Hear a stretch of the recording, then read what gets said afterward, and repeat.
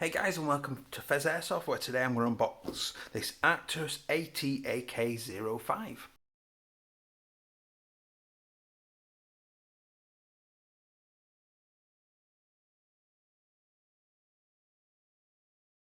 Hi guys, and welcome back. If you do enjoy my video today, please do like and subscribe. It is free and you will be massively helping me out. So this is the next unboxing from the £900 order, and this is the ARCTURUS AK05 or AT-AK05. So this is a little stubby AK, and I love AKs. Anybody that knows me knows I love AKs. I'm not even going to apologise for that. And I've heard amazing things about ARCTURUS stuff, so this is the first time I've had the chance to get one. So I'm going to get straight on with the unboxing. Quite a plain box. I do like a little bit nicer box because I feel like I'm buying something a little bit more special, but you know, ultimately as long as what's inside is good, that's all that matters. So you got a sticker from the manufacturer from Taiwan gun, you got a label on the end just indicating the model, and a little bit of information on the other end. The box is absolutely enormous, which, considering how short I know this is, it's probably just a standard box that they use. So I'll pop that open. We've got a little bit of a manual, and we've got a patch. I do like the patch. This is going to be sold on later. I do apologise if somebody buys this off me. I'm probably going to take the patch out of it because I do like a good patch, and I haven't got an ARCTURUS patch. So you've got a little bit of a manual. We'll look at that in a second. You've got the chronoing sheet, so it's doing sort of 339 to 340, which is absolutely perfect. That's where I asked for it to be. Put those out of the way. Just have a quick gander in there. I do like that patch. I do like a good patch. So, just a little bit about loading the mag. That it's got the tension release button, which I'll speak about shortly. How to adjust the hop, the firing modes, and battery installation. So plain, straightforward, easy sort of manual. So I'll lift that, and there it is. Oh god, that thing's ace. Right. So quick look at the mag. So you've got, that's a high cap. Seems fairly standard, decent quality, and then we've got, that's a mid cap. That's quite a nice touch. I like that. They give you a mid cap and a high cap in there as well. I'm guessing that's the spring that they've taken out, and that's got quite some strength on that spring, so it must have been a high FPS. Little hex key. We'll see if we can spot what that's for. And if I lift it out, oh, there it is. That thing weighs an absolute ton. There is the cleaning rod. So let's lift the box out of the way. Now that is a nice AK, and I do like the modern style ones. I find that as traditional AK stock is just a little bit too long, and I do kind of like to shoulder them. So whereas I find if they put an M4 style stock or AR style stock on it, I find that they're much easier to shoulder and much more comfortable for me. So first of all, it's so heavy. It weighs an absolute ton, and that is a good thing. If you want to feel like you've got something substantial and you are really sort of wielding something real steel, then you're in the right place, because this thing weighs an absolute country ton. I love the angry, aggressive looking muzzle brake at the front there. Everything virtually is metal apart from the stock and the pistol grip. Those are the only two things I can seem to see that are actually not metal. Everything else, you know, this lower ris handguard is all single casters a piece, really nice and clean, well painted up with your unique serial number on there. I'm not sure if the upper handguard, no, I'm guessing it's bolted down with these. Lock that down. Obviously these are removable if you wish. Again, you've got a nice bit of rail up there, good place to put a little sight, one of those little mini red dot sights that I've had on other guns and unboxed from Wish before, would look great on there.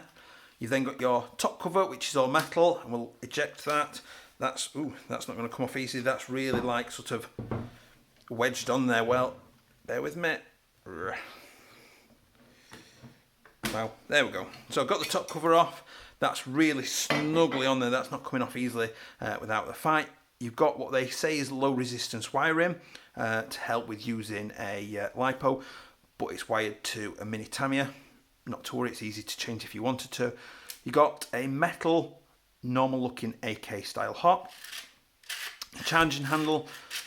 Spring doesn't sound really nice, but you know, as long as it does its job, that's the main thing. And that exposes the hop. And there is your hop adjuster, which has got, takes a nice bit of pressure in there. I don't think that's going to adjust easily mid-fight. Obviously, while you're sort of shooting, it's not going to just sort of unwind or not particularly easily.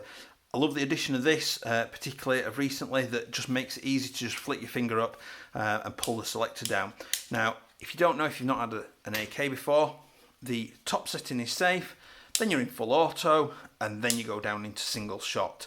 It's nice, it's firm, that you really have to push with some firm pressure to get it to go between the modes. So that's not going to be easy to catch and knock out position. And that's a really nice feature. I do like the sort of quick reach change there. So you've got your metal trigger guard into the mag well, which is blanked off with like the spacer thing to help you get the mag into position better. Excuse me. Standard AK trigger.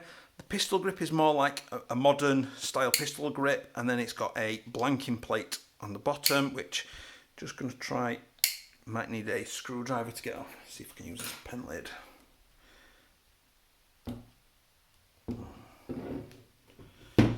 I assume this just exposes the motor adjustment. Okay, there we go. So there is the motor adjustment. I do quite like actually that's on there to protect it a little bit from the elements. I'm particularly bad for dropping my guns and kicking them about, and not intentionally kicking them about, just to clarify that. I'm not a gun abuser. I'm quite clumsy, so I quite often drop my kit. I'll end up tripping over it and what have you. So that, to protect that in there, that's a good thing to me. Next thing, you've got an absolutely rock solid looking sling loop on the back there to get your sort of 1-point sling on, get it over your shoulder. I love how heavy it is. And then you've got your M4 or AR style stock, which is ambidextrous in either side. So you've got fully collapsed, one position, 2, 3, 4. It looks like a 4-position stock. So 1, 2, 3, 4. So including collapse, you've got 5 total positions. Nice firm. There's a tiniest bit of rotation in it, and I'm literally talking the tiniest amount of rotation in there. There's no real movement that you would notice. What an absolutely fantastic piece of kit. Next thing I'm going to mention is the spring tension release.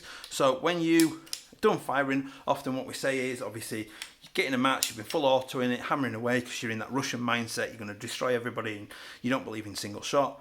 You drop your mag out, click it into single shot, and you're going to put your 2 single shots into the ground to technically unwind the spring and take it out of compression. Now, what they've done is they've put in this button. So you press this button and it knocks the anti-reversal latch and allows the gearbox to unwind itself, so it's not left under compression, meaning that you can store it safely once you've used it. So we'll get a battery and we'll see what this fires like. So here I am with the batteries. I'm quite excited for this. You will need the sort of usual stick type batteries to get down in there. In fact, I'll tell you what, I've got a stick type battery. We will try one out.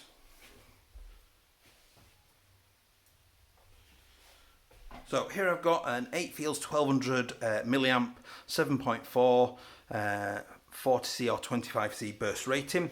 So that would sit in there quite nicely. I could get a much longer one in there, and that'll sit all the way down into the handguard. I do like it when they allow you to use that space. And let's connect that up. So I believe it's micro switch based as well, with a low fire wiring. So single shot, we've gone straight down to single shot. So this is on the 7.4. That is obviously a well-built gearbox because that's turned over really nice and snappy.